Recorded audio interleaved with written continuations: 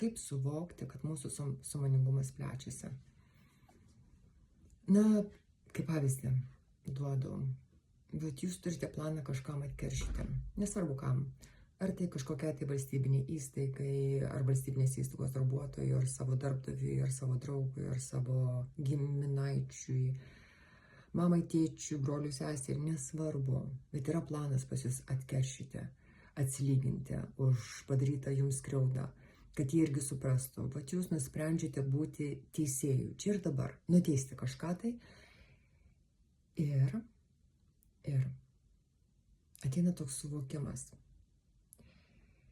kad tada, kada jūs planuojate, galvojate, kaip tai padarysite, gal jau kažką ir darote, savo planą įgyvendinti. Ir ateina toks suvokimas, kad tą laiką, kurį jūs eikvojate, kad tas keršto planas būtų įgyvendintas, kad tie žmonės suprastų, su kuo jie turi reikalą.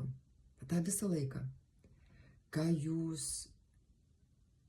sueikvojate tam planui įgyvendinti, jūs suvokėte, kad tą laiką galėjote panaudoti iš tikrųjų tam, kas jūsų energiją kelia aukščiau,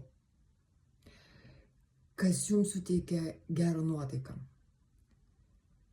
kas jums suteikia ramybę. Prisipažinkite, kada mes kuriame keršto planą, kada mes einame į tą lygį,